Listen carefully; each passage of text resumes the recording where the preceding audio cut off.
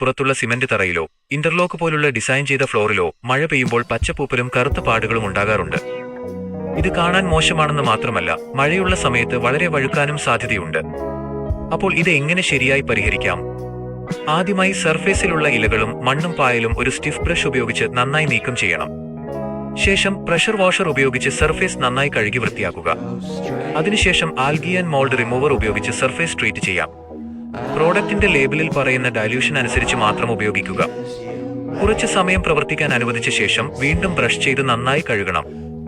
ഇതിനുശേഷം ഏറ്റവും പ്രധാനപ്പെട്ട കാര്യമാണ് സർഫേസ് പൂർണ്ണമായി ഉണങ്ങുക.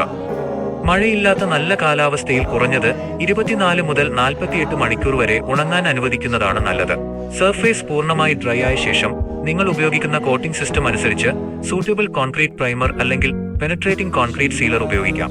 അതിനു മുകളിൽ പുറത്തേക്ക് ഉപയോഗിക്കാൻ അനുയോജ്യമായ എക്സ്റ്റീരിയർ ഗ്രേഡ് വാട്ടർ പ്രൂഫിംഗ് അല്ലെങ്കിൽ കോൺക്രീറ്റ് സീലർ നൽകാം. ഇത് വോക്ക്വേ ആയതിനാൽ വളരെ സ്മൂത്തായ ഗ്ലോസി കോട്ടിംഗ് മാത്രം ഉപയോഗിക്കരുത്. ആന്റി സ്ലിപ്പ് ഫിനിഷ് വേണമെങ്കിൽ കോട്ടിംഗിൽ മാനുഫാക്ചറർ നിർദ്ദേശിക്കുന്ന സിലിക്ക അല്ലെങ്കിൽ ക്വാർട്സ് ആഗ്രിഗേറ്റ് ഉപയോഗിക്കാം. ഇത് സർഫേസിന് കൂടുതൽ ഗ്രിപ്പ് നൽകാൻ സഹായിക്കും. പക്ഷെ ഒരു കാര്യം പ്രത്യേകം ശ്രദ്ധിക്കണം, കോട്ടിംഗ് മാത്രം ചെയ്താൽ പ്രശ്നം പൂർണ്ണമായി തീരില്ല. മഴവെള്ളം സ്ഥിരമായി കെട്ടിനിൽക്കുന്നുണ്ടെങ്കിൽ ഡ്രെയിനേജ് ശരിയാക്കണം. ചെടികളിൽ നിന്നോ ചോർച്ചയിൽ നിന്നോ വെള്ളം എപ്പോഴും സർഫേസിൽ എത്തുന്നുണ്ടെങ്കിൽ അതും പരിഹരിക്കണം.